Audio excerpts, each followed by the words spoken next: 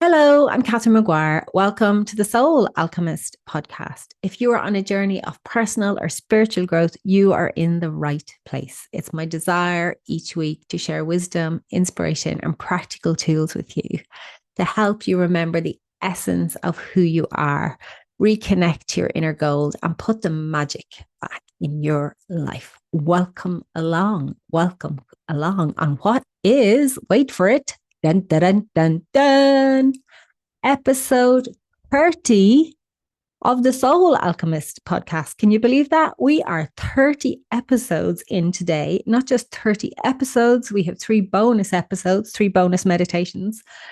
So we're actually at episode 33 today. And I don't know about you, but 3 is a kind of a magic number for me. So 33 just feels like double magic. Amazing, amazing that we've made it this far. And we're also about to hit 3,300 downloads. So we're swimming in the sea of 3 magic, which is amazing. So thank you, whether you're here from the beginning, whether you joined along the way and have been playing catch up, or whether you're new, whether you're here for the very first time, welcome. You are so welcome. I really appreciate you. And I'm quite humbled by the fact that you've chosen to hang out with me and dedicate your time to hanging out with me. It's been such a joy, such a delight. And I want to give a huge thank you to Ivana, who is the big inspiration for this podcast, and to Naomi and Anne-Marie and Lisa, who are my cheerleaders every week. And also to my husband, Vince, who I kick out of his office every Wednesday to make the podcast, because his office is a much smaller space than mine and it's better for the sound. So, and he's also been a great cheerleader. So thank you. Thank you to everyone who's listened. Thank you to everyone who supports me every week, your feedback, your comments, your questions. You know, whether you leave a rating, a 5-star on Apple or Spotify, or leave me a comment or a like on YouTube. Amazing. Thank you. It all helps. It all goes really, it makes such a huge difference to the algorithm to put the podcast out into the world and make it visible to other people. But it's really lovely just to hear your comments and your feedback and how the podcast has helped you over these 30 episodes and these 33 episodes. So thank you so much. Thank you so much. Today we have something lovely. Today we're going to be talking about the journey arc of the soul alchemy journey. And I am going to tell you a wee story. But before I do that, I want to just kind of give you a bit of background. So when I was a child, I hated magicians on the TV. And the reason I hated them, I know that's quite a strong word, is because very quickly I realized that they weren't magicians, they were illusionists. And that really upset me, but I couldn't figure out why as a child. And, because I didn't have the kind of the emotional wherewithal or the psychological wherewithal to work it out. I just knew it really upset me.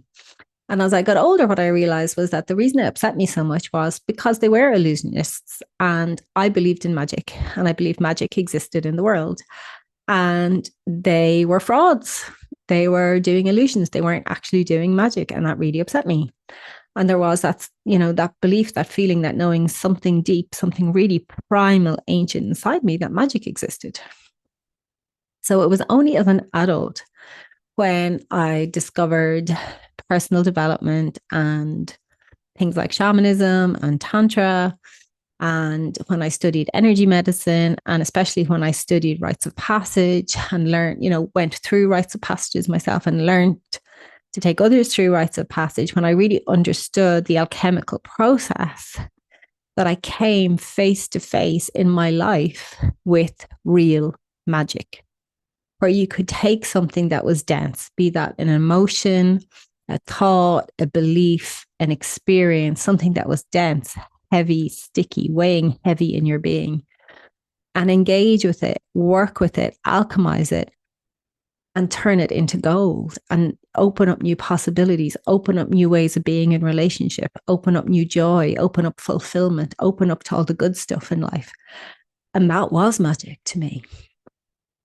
And that is why I am so passionate about my work, because basically I get to be a magician, a real magician all the time. And I really believe that often, the places where we have the biggest heartbreak, heartache, upset, woundings are the places where our light wants to shine through, where our gifts are, so all those TV illusionists all those years ago were actually pointing me in the direction of my truth and, what I wanted to be in the world.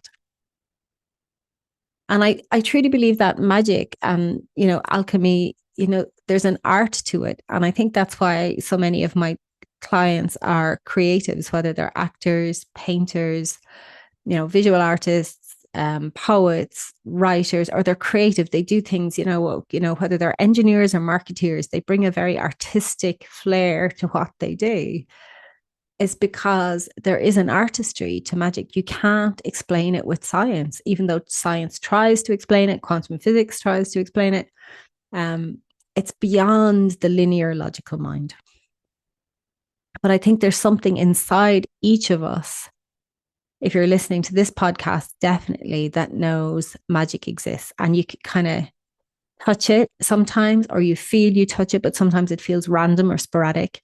And the beauty of the soul alchemy journey is you learn how to engage with it consciously, and it doesn't become this hit and miss thing. It becomes a co-creative process with the life force of the universe itself. And oh my goodness, if that's not magical, I don't know what is. So why am I telling you all this? Because I want you to know that I don't believe in magic. I know magic exists in my heart, in my being, and in my bones. And I think if you're listening to this podcast, you probably do too. But we live in a very logical, linear world. And sometimes that can feel odd or weird or strange to say. But if you're listening to this podcast, I think you know that life is bigger than the sum of the parts. So today, what I want to do is take you on a wee journey through soul alchemy, and hopefully some of this lands in your body and gives you an idea where you are on the map of your life. And we're going to use the story because it gives us beautiful metaphor, something that we can, and it's mythic, something we can kind of step into and take up space in, so you can feel where you are. And it'll also help us kind of navigate where the world is as well. All right, so let's take a breath. And let's go back in time to when this gorgeous, magical child of your being entered this world. And life was magical. It was vast and colorful and expansive. And whatever reason, one day there was a chink in the world, a little bit of darkness crept in. And that magical child needed to be safe and maybe protect others and maybe make the world a better place. So what did they do? They went off to the castle. They banged on that big old wooden front gate. And the sergeant master opened the gate and said, "Yes, little magical child, what do you want?"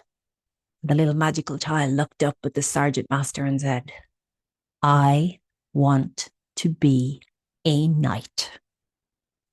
And the sergeant master said, "Okay, come on in," and kitted them all out in white armor and put them out in the training ground and said, "Okay, you can be a knight, but first you got to train. You have to learn your craft."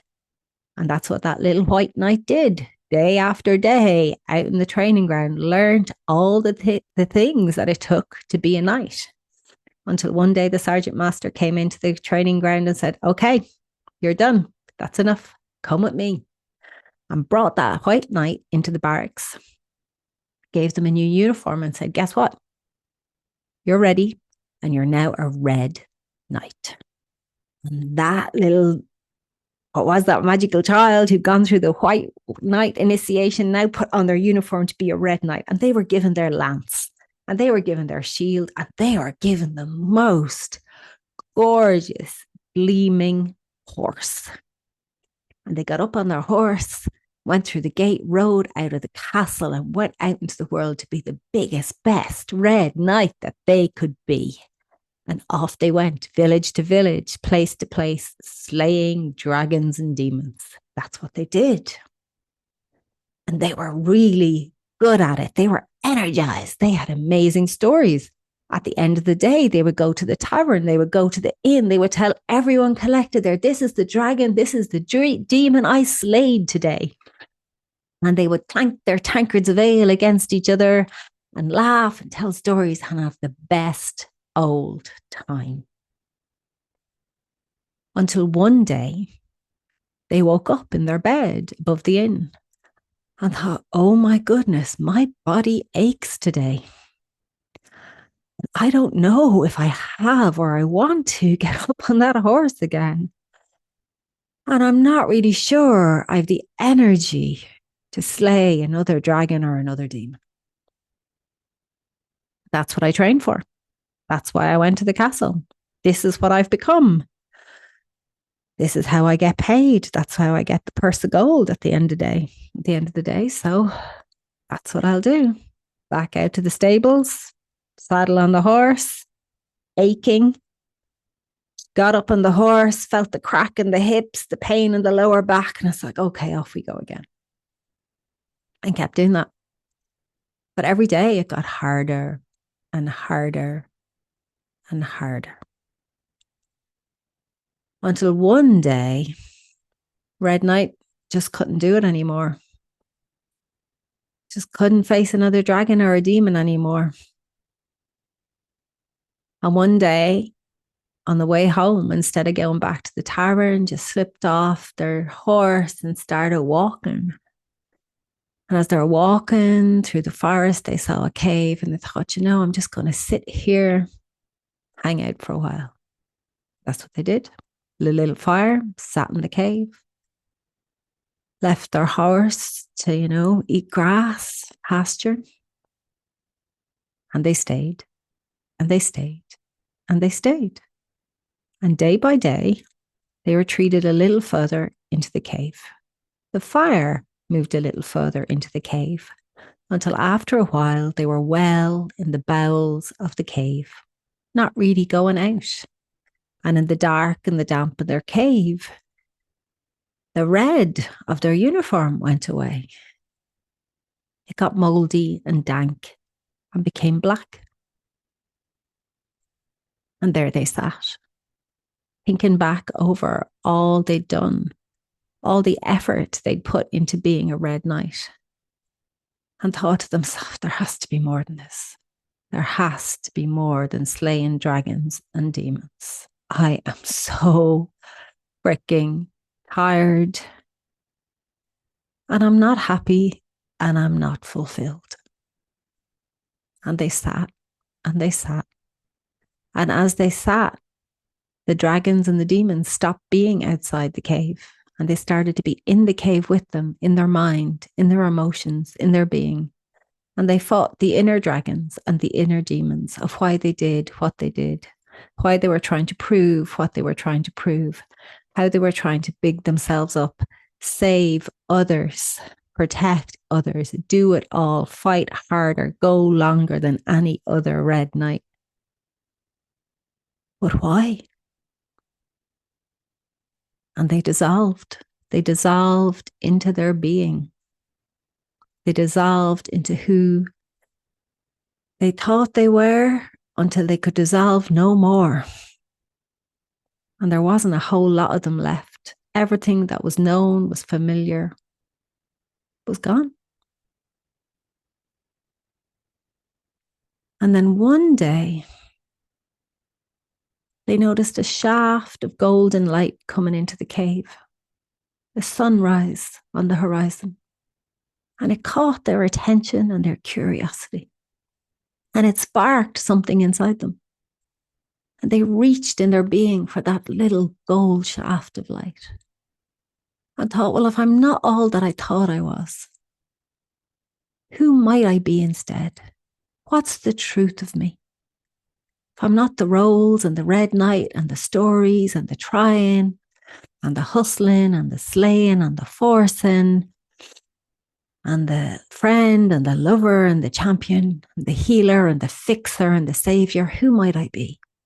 What's true? So day after day they sat, watching the sun come over the horizon, basking in the goldness of the light, remembering the very essence of who they were in their heart before, when they were that magical child, but this time conscious, this time aware. And one day they woke up and they remembered, yes, this is me. This is me. Not what I do, not who I say I am. I can feel me from the core of my being on the inside. And they knew they were ready. They were done with the cave. So they walked back outside into the light. Their horse was long gone. Their uniform in tatters. Barely a bit of the black left. And they walked on foot, barefoot,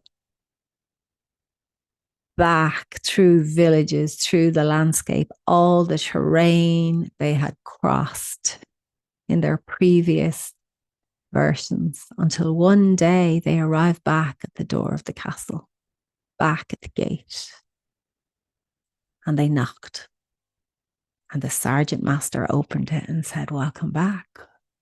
I was wondering how long it would take."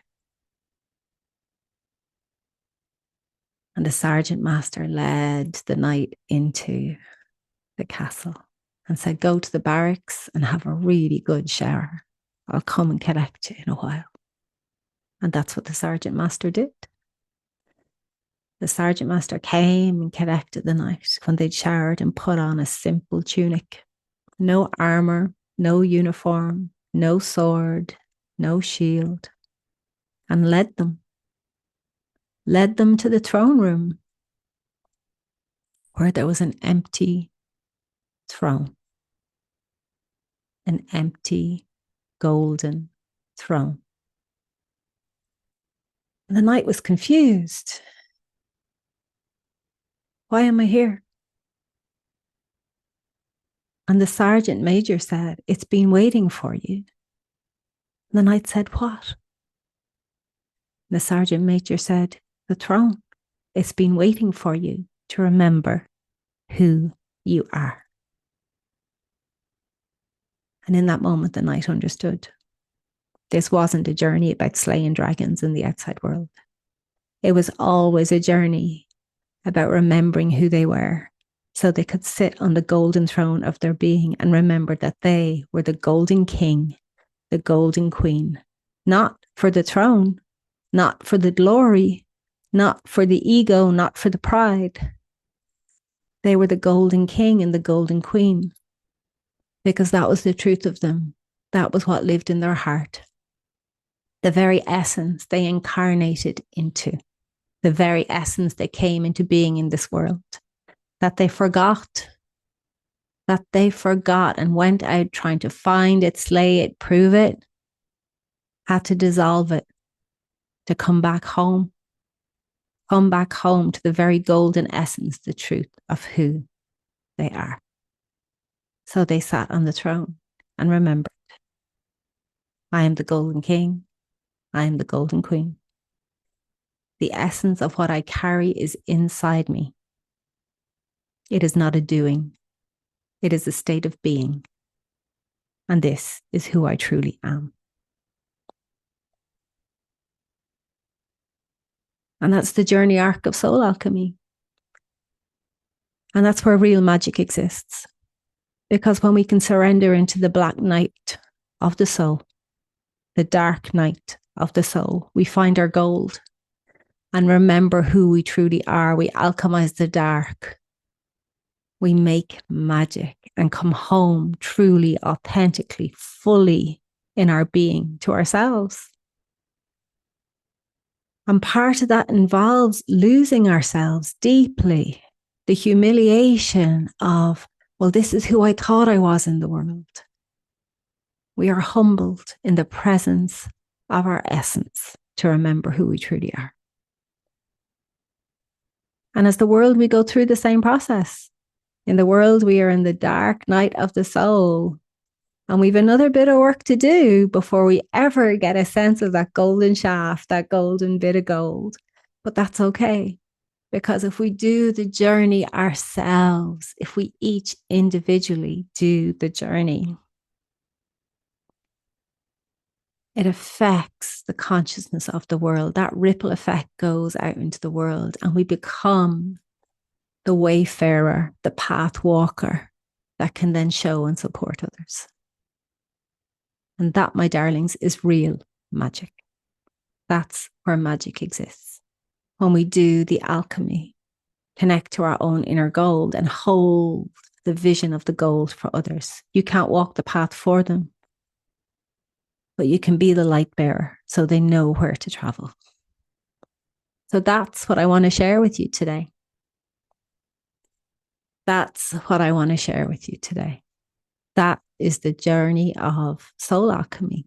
That's the story. That's the journey arc. And that's why you're here. Because if you are listening to this podcast, my gorgeous alchemist, there's something in you that has always believed in magic, not in illusion, but in true magic, real magic. Where the heavy, the dark, the sticky gets alchemized, or where the gold gets realized in yourself. So take a breath. Honor that for yourself today. And I've been on a really big journey myself with this, a really big journey with myself. And I'm at the place and space within the journey where I'm changing the focus of how I work. I'm changing the focus. For many years, I took people through the black night. And it's not that that's going to stop, but I'm really at a place where I want us to step into the gold. And I know that sounds easy. It's like gold. Yeah, black's hard. Actually, black is a walk in the park if you're an alchemist, because you like being in the dark. It's hard and it's challenging. And there's demons within, but it can get quite comfy in there. And I definitely know if you're Irish, you love that space because we're really good at the dark. We have poetry and songs and stories and mythology about it. But do you know what's hard? Do you know what the real flex is? Being your gold. Being your gold, because it's not an ego state. It's actually a very tender state in your being. But it's glorious. And it is what we came here to be, to come home to who we are, to be the essence of ourselves. And that takes courage. That takes courage. That takes guidance. That takes time to really put the shoots, the roots down into who we are and to blossom fully into our gifts, into our gold, and to hold that, to be that, and to be that for yourself first and foremost. And then allow that golden effect to ripple out into the world. So that's what I'm leaving you with today on episode 30. Where are you on the journey? And I'm offering you an invitation wherever you are. Will you come with me? Will you journey with me? Will you dust off your magician's hat and join me and step fully into gold? Let me know. Sending love, sending love, sending love from my heart to yours. Blessings, blessings on the journey. Slán. Ciao. Aho.